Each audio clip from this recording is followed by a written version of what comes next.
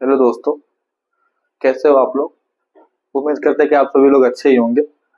आज हम लोग पढ़ते हैं डीओएल स्टार्टर।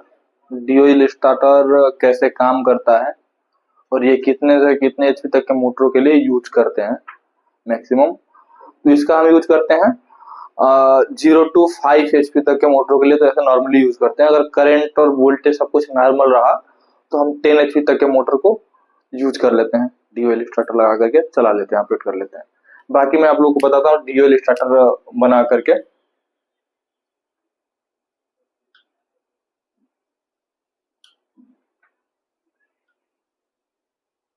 ये हो गया हमारा डीओएल स्टार्टर हेडिंग, ठीक है। अब इसके बारे में हम पहले समझेंगे पावर का, पावर सर्किट कैसे बनाते हैं, क्या क्या लगाते हैं, कैसे काम करता है। तो हम पहले पावर को बता देते हैं और उसके बाद से आपको हम कंट्रोल को भी बताएंगे। कंट्रोल डायग्राम कैसे बनाते हैं, वायरिंग कैसे करते हैं, ठीक है। तो पहले हम समझते हैं पावर डायग्राम।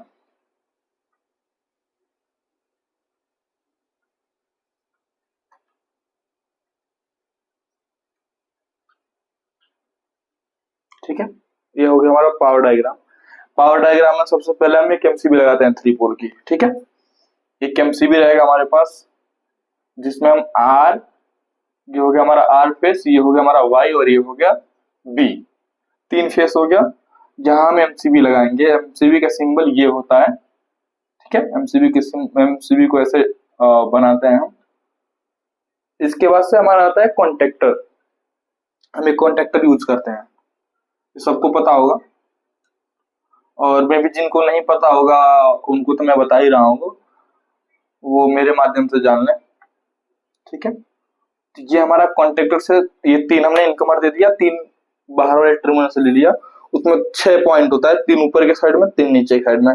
हमने ऊपर दे करके नीचे से ले लिया और ये हमारा इसका एनओ हो गया। ये जो हमारा कॉन्टेक्ट होता है, जो हमारा कॉन्टेक्टर ऑन होता है तो ये हमारा चिपकता है, ठीक है। इसके बाद हमारा दूसरा एक इक्विपमेंट लगा होता है ओएलआर, ओवरलोड रिले, ठीक है। ओवरलोड रिले हमारा क्या करता है, मोटर को ओवरलोड करंट से बचाता है, ठीक है। ओएलआर का सिंबल ये से होता है, ठीक है, ओवरलोड रिले।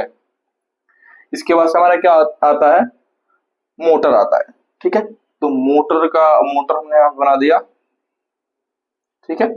और ये यहाँ से निकलने के बाद से हमारा तीनों वायर मोटर पे आके कनेक्ट हो जाता है। मोटर के ऊपर 6 टर्मिनल होता है, तो वहां पे हमारा लग जाता है आकर के। ये हो गया हमारा एमसीबी, मैं इस साइड लिख देता हूं, ठीक है।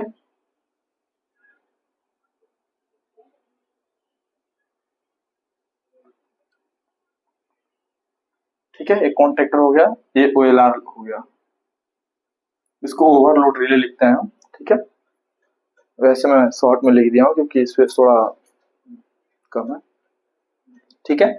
अब इसमें ये काम कैसे करता है, हमने एमसीबी को ऑन कर दिया, एमसीबी ऑन किया तो हमारा पावर यहाँ तक आ गया।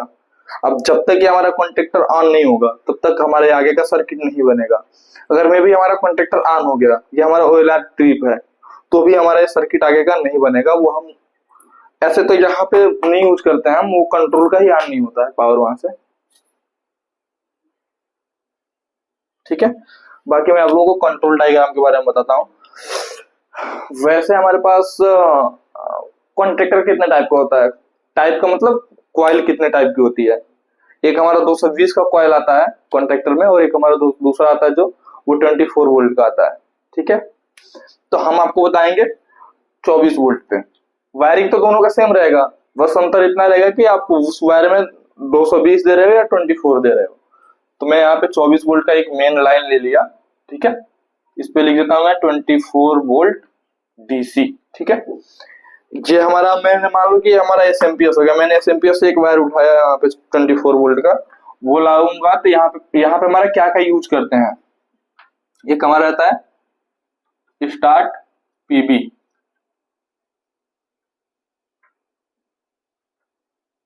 Stop PB.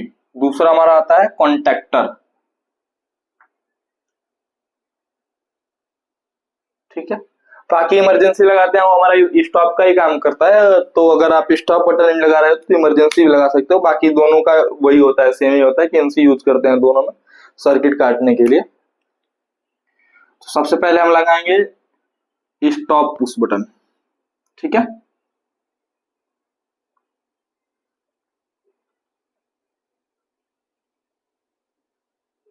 ये हमारा हो गया स्टॉप पीबी, स्टॉप पीबी होगा, सॉरी। इसके बाद से हमारा वायर निकलेगा जो, वो हमारा एक जो स्टार्ट पुश बटन रहेगा वहां पे जाएगा सप्लाई। तो इसका सर्किट हमारा ऐसे रहता है, ठीक है। और दूसरा इसके बाद से हमारा जो वायर निकलेगा वो हमारा चला जाएगा कॉन्टेक्टर के पास, ठीक है।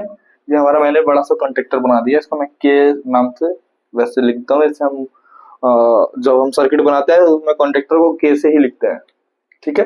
और यहाँ से हमने 0 वोल्ट दे दिया, ठीक है। तो इधर से हमें 0 मिलेगा, इधर से हमारा 24 मिलेगा। ये ऑन होगा। ऑन कब होगा? जब हम इस बटन को दबाएंगे। जब तक हमने इसको दबा के रखा ये ऑन हुआ, जैसे ही मैंने इसको छोड़ा ये बंद हो गया। अभी इसकी लैचिंग नहीं हुई है। और ड्यूअल हमारा कहता है कि हम एक बटन को दबा दें, मतलब एक बटन प्रेस करें तो हमारा मोटर ऑन हो जाए और दूसरा बटन प्रेस करें तो हमारा मोटर ऑफ हो जाए, ठीक है।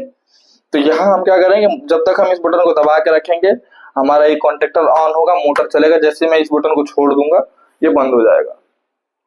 तो इसके लिए हम क्या करते हैं, होल्डिंग देते हैं। वो होल्डिंग कहाँ से यूज करते हैं, ये जो हमारा कॉन्टेक्टर हम लगाते हैं वहां पे, तो यहाँ पे पावर का तो रहता ही है 3 वायर, ठीक है। L1 L2 L3 करके रहता है। और इसका यहाँ पे एक A1 क्वाइल होता है, यहाँ पे A2 होता है। A1 A2 हो गया। लेकिन इसके अतिरिक्त हमारा NO और NC 2 टर्मिनल होता है इसके अंदर, ठीक है। उसका पॉइंट जैसे कि 13-14 होता है, 13-18 होगा, 14-18 ऐसे कुछ भी हो सकता है पॉइंट। वो आप उस पर देखोगे तो NO लिख के ही आएगा, उसके ऊपर NO लिखेगा, फिर वो टर्मिनल पे नाम लिखेगा और वो सामने सामने ही रहता है। 13-14 हो सकता है, तो वो कॉन्ट्रैक्टर पे दिख जाता है। वो मैं फिजिकली जब मेरे पास रहेगा मैं आपको समझा दूंगा कि ये टर्मिनल हमारा NO है। अगर आपने देख लिया हो तो ठीक है, नहीं देखा तो मैं आपको किसी वीडियो में दिखा दूंगा और उसका वायरिंग भी करके समझाऊंगा। तो ये तो हमारा हो गया L1 L2 L3 का। ये A1 A2 हो गया। A1 पे हमारा 24 आ रहा है, A2 पे 0 आ रहा है। लेकिन इसके अतिरिक्त हमारा एक NO होता है, ठीक है। वो NO मैं यहाँ बना रहा हूँ, वो तो इस पे एडजस्ट करके बनाया होता है। तो ये हो गया हमारा NO। मैं इसको ऐसे वो करके और यहाँ पे मैं NO लिख दे रहा हूँ, ठीक है। आप समझ जाना, मैं आपको समझा के लिख रहा हूँ, ठीक है। ऐसे लिख दिया कि एक कॉन्टेक्टर का NO है, ठीक है। NO पॉइंट है, ठीक। तो क्या करते हैं कि हम यहाँ ये पुश बटन के पास से एक वायर उठाते हैं और ला के यहाँ देते हैं इसके कॉमन पे। मतलब एक साइड दे वो कॉमन हो गया, दूसरी साइड हम निकाल करके और ले जा करके A1 पे लगा देते हैं। यहाँ से वायर निकालेंगे एक वायर करके और फिर यहाँ ले जाके दे देंगे। तो इसमें क्या होता है, ये वाला वायर हमारा यहाँ से निकला, तो यहाँ से सर्किट जब तक हम इस बटन को नहीं दबाए हमारा सर्किट कंप्लीट हो रहा है। इसको दबा दिए, ये हमारा ऑन हुआ। ऑन हुआ तो यहाँ सप्लाई आ रही है, यहाँ से लेके यहाँ पे दे दिया, छोड़ देंगे तब भी हमारा कटेगा नहीं पावर इसका, ठीक। दोबारा हम जब इसको हमें बंद करना होगा हम इस बटन को दबाते हैं, ये हमारा बंद हो जाता है। और बाकी आप लोग यहाँ थोड़ा ध्यान से करना, क्योंकि जो भी नए लड़के बनाते हैं सर्किट को ना रिले पे या कॉन्टेक्टर पे, तो वो लोग यही फंसते हैं कि होल्डिंग में देना कैसे है। अगर आपको नहीं आता, एक बार नहीं, 2 बार नहीं, 10 बार ट्राई करो, दिमाग लगाए करो, पक्का होगा। बाकी के लिए मिलते हैं नेक्स्ट वीडियो में, जिसमें हम आपको स्टार डेल्टा पढ़ाएंगे, फॉरवर्ड रिवर्स कैसे बनाते हैं वो बताएंगे। एक पुश बटन से, मतलब 2 पुश बटन यूज करेंगे, एक फॉरवर्ड एक रिवर्स के लिए, लेकिन बिना मोटर बंद किए। हम फॉरवर्ड दबाएंगे तो हमारा मोटर फॉरवर्ड चले, रिवर्स दबाए तो मोटर हमारा रिवर्स चलना चाहिए। ऐसा भी सर्किट हम बना के दिखाएंगे आपको। और बाकी के लिए अगर आप वायरिंग सीख जाते हो तो मैं वो चीजें पीएलसी में भी आपको बना के सिखाऊंगा। पीएलसी में प्रोग्राम कैसे लिखते हैं ये सारी चीजें आगे डिस्कस करेंगे। जैसे कि पीएलसी की वायरिंग हो गई, ये सारी चीजें मैं आपको बताऊंगा कि किस पीएलसी में कैसे वायरिंग करते हैं। जैसे कि मित्सुबिशी की पीएलसी हो गई, उसमें कैसे वायरिंग करते हैं। बाकी अभी उससे पहले भी चीजें होती है कि हमें सेंसर का टाइप पता होना चाहिए कि पीएनपी क्या होता है, एनपीएन क्या होता है, ये सारी चीजें पता होना चाहिए, तब हम वायरिंग पे पहुंचेंगे। फिर वायरिंग पे पहुंचने के बाद से उसके बाद का प्रोसेस होता है जो हम प्रोग्रामिंग में जाते हैं, वहां से हम प्रोग्रामिंग स्टार्ट करते हैं। लेकिन पहले बेसिक यही होता है कि DUL में बिल्कुल एकदम अच्छे तरीके से आना चाहिए। इसमें भी हम इंटरलॉक डाल सकते हैं, इसको हम किसी सेंसर के द्वारा ऑन करा सकते हैं, किसी दूसरे सेंसर के द्वारा ऑफ करा सकते हैं। तो वो चीजें डिपेंड करती है कि कैसे आपको वर्किंग कराना है, बाकी तो बनता ऐसे ही है। अब उस सेंसर की आप कैसे वायरिंग कर रहे हैं वो डिपेंड वो करता है कि वो सेंसर कब आना चाहिए, कब कौन सा सेंसर आएगा तो ये बंद होगा।